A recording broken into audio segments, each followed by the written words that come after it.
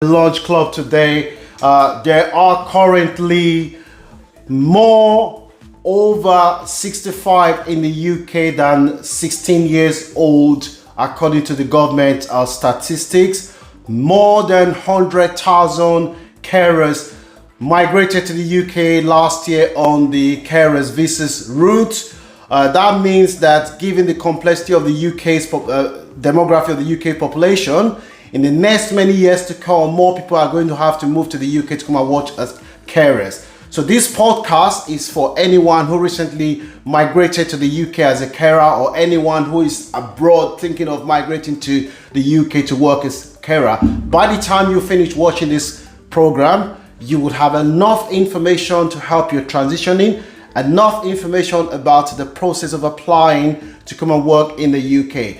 Guys, I have an appeal. If you're watching me for the first time, please support this channel by clicking on the like, share this video, and subscribe to our YouTube channel. You can be rest assured that you will never be disappointed, because I've got a lot of quality programs coming to help with migration, transitioning, life in the UK, and most of all, we are celebrating people who have done great things. Today we've got a banger in the house. We've got a very important person who recently migrated to the UK and made a successful transition with his family to the UK. So if you can kindly tell the audience your name and who you are.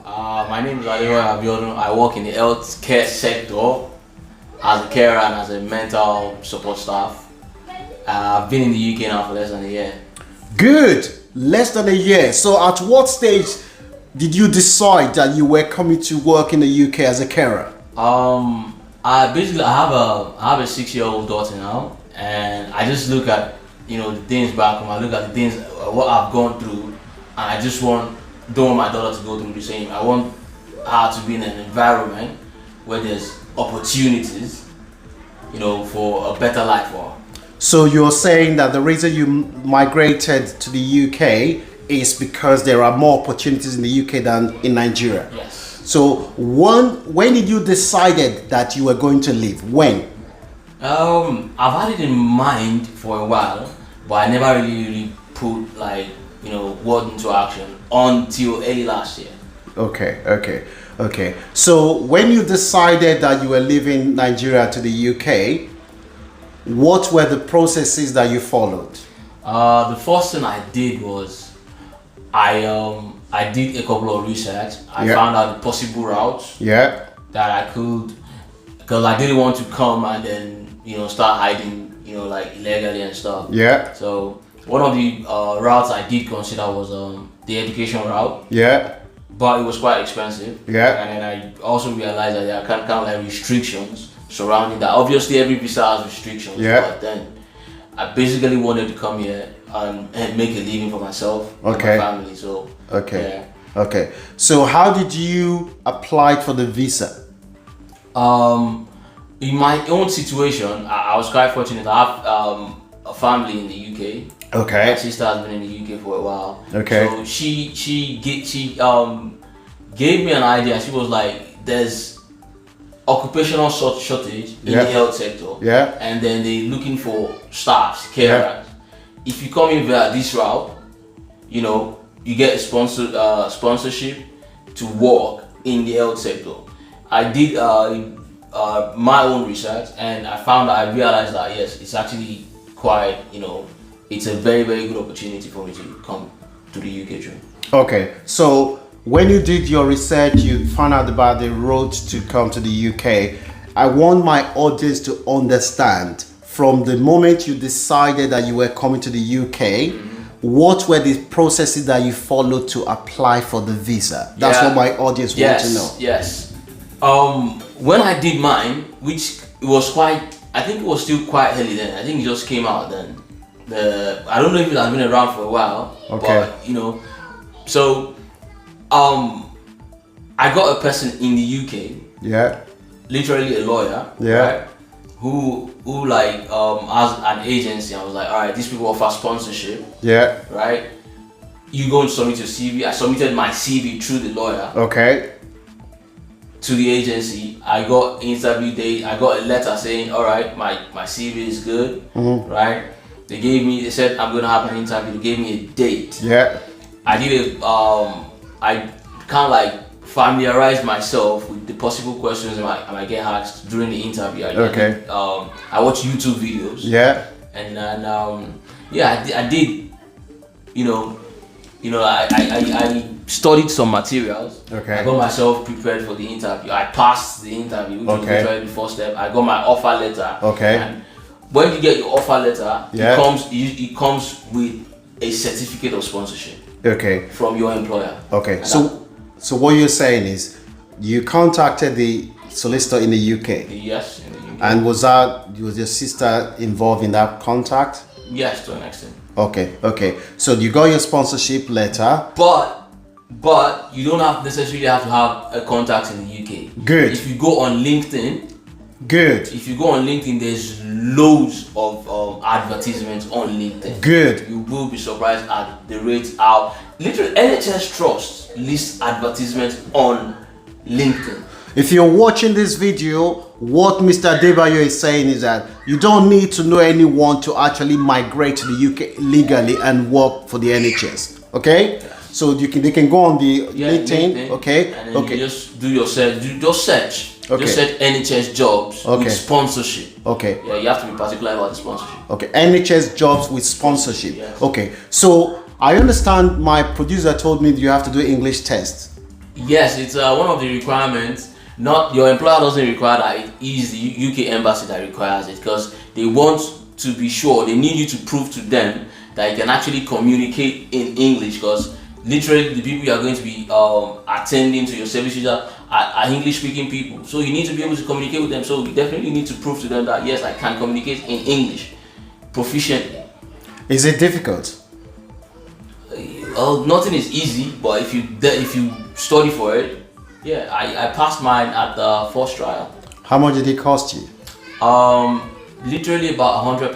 £100 on average. Yeah, I had 100, let's say 100, 110. Okay, if you're watching, the rate may have changed, so please check the UK's government website just to get the accurate rate. Okay, so you applied for this, you pass your test, you have your offer of employment from your employer in the UK. Yeah. So what was the next stage? There's a couple of requirements that the UK embassy actually requires you to submit when you're making an application. One of it is if you're going to work or even to study, you need to provide a proof of English test. Okay. You need to provide, for work, you need to provide offer letter. Okay. You need to provide sponsorship. Okay. They're going to ask you if you have dependents. You need to provide proof. Yeah. Like your marriage certificate and all that, birth certificate for your child. And then you also need to provide a tuberculosis test. Okay. Yeah, stuff like that. Yeah. Okay. So for someone who doesn't have any contact in the UK, how can they navigate this? It's easy. The information is everywhere. The information on the internet is, more than helpful. Like I said, go on LinkedIn, you will find jobs. It might not be, you don't have to go there today and expect to get it tomorrow. You have to be persistent. Okay. Go on LinkedIn, you will get jobs. Okay. You need to your CV needs to be properly made. Okay. And then once you get the job, that's literally the biggest challenge. Okay. You get the job that offers you sponsorship, and then you go ahead. They give you everything you need to take to the embassy. Okay. Are there websites that could help with making CV, because the way they make CV in Nigeria is quite different? It's quite different. Yes, that's true. The way they make CV in Nigeria is quite different. I don't know any off my head, but I know there's a lot because when I got into the UK and I actually needed to refresh my CV. I know I used one, but I don't know the name of that website off my head. So if you're watching this video and you want to find out any company or that can help, website that helps with CV, inbox me and I will get the information. I'll pass it on to you. Okay. So when you apply for the visa, how long did it take you to get the visa? I got my response in less than a month. Less than a month. After I've submitted my application and done my biometrics. How much is the visa fee? I think it was about $200? Less, about $300. $300. No, pounds, yeah. Okay. Did you have to pay for any other additional cost? No. If you're uploading your documents yourself, you don't have to pay any additional cost. If you want them at the what's the name? Is it TLC? To upload your documents for you, obviously they will charge you, but it's something you can easily do at home. Get a scanner, a printer, or go to the cafe. You know. Okay. So you apply for your visa. You got it within 28 days. You said. Yes. Okay. When you got the visa, what was the next stage? Well, because I was very anxious, and my offer letter already stated the date I was supposed to resume, which was very, very close. Okay. So what I did was I went online. I searched for the cheapest airline that I could, the cheapest price that I could possibly get, and I packed my bag. What were the challenges that you faced when you arrived here? When I got into the UK, one of my first challenges was accommodation, obviously. But my employer provided me free accommodation for a month. I didn't, because my place of placement was different from where the accommodation they got for me was. It was in a different county. Okay. So when I had to move to the county where my placement was, I had to stay in a Airbnb for about a week. Okay. That cost me about £35 a week. Okay. I'm sorry, a day, a night. £35. Yeah, £35 a night. And one of the things you need to actually realize is that the processes of renting in the UK is different. Okay. You don't just say I have the money, I'm just gonna go pay the landlord. No, it doesn't work that way. There's a process. So for you who just arrived, the best bet for you is to actually get a shared apartment. Okay, for our audience, when you say shared apartment, what do you mean? That's like you're not renting directly, you're not renting independently from a landlord or from an agency. You are renting from probably someone who's renting or who owns a house, who lives in a house. Okay. Probably like a 2-bedroom or a 3-bedroom, and then is willing to rent out one bedroom. Okay. The advantage that also offers is those type of rent usually covers your bills. Okay. So it's rent plus bills. Okay. So where did you find this person? I found mine on spareroom.com. Spareroom.com. Okay. So if you've recently arrived in the UK or you're currently abroad planning to relocate to the UK, when it comes to housing, my best tip for you is check spareroom.com, check openrent.com, check Gumtree, and check Facebook Marketplace. That's where you are going to be staying. There are other sites like Zoopla, Rightmove, but those sites are very expensive. They can be expensive. So when you've just recently arrived, we're trying to save every money because every penny counts. So those are the 4 sites that I would recommend. So you got this house finally, and I understand that your family have joined you. Yes, they joined me about 2-3 months after I moved in. Okay, and how was the experience? Yeah, well, when they moved in, that's because you cannot live in a shared apartment with your family. Yeah. So that's when they got their dates to move into. I started looking for an apartment for us, like a family-oriented apartment. Okay. And I was lucky. I had options, even though I didn't really. I just was like the fastest one but I did get a very good one. Yes, that's what I'm saying. Okay.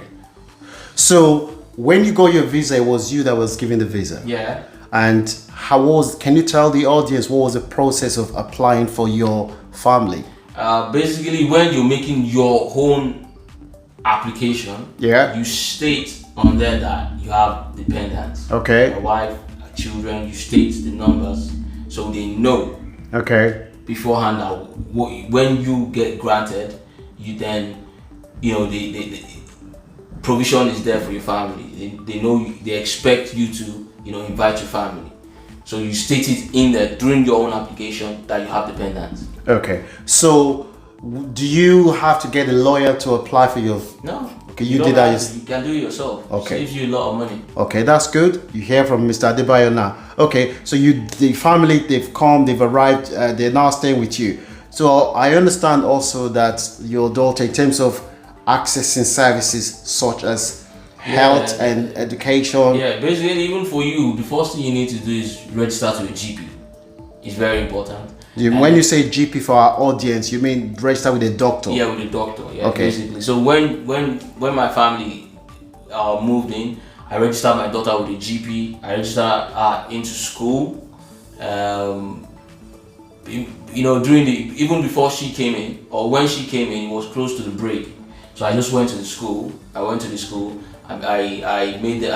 inquired about availability of space. Yeah. Because that's what they do here. You inquire about availability of space, and once I was informed that yes, there's a space for a year, all I had to do on resumption day was literally take her. Okay. And your daughter is now registered with a doctor, and she has her own doctor, and she's attending school. Yes. Can you tell the audience how much these services cost you? Completely free. So your daughter's school is free, and to have a doctor is free as well? Completely free. Okay, that's fine. So what were the processes of registering with a doctor? Did you have to go online? Is there any website for our audience to? You basically look at where you live, and then you look for the closest one in case of emergency. Okay. You look for the closest one, the one that you can easily access in case of like emergencies, and that's where you go. You register with it. You just go there with. I think I had to go with my biometrics card just to show that she's legal in the country. Okay. And that's basically it. Okay. They will ask you questions. They'll give you a form to fill out, asking for health history. You fill out the form, and that's it. Okay.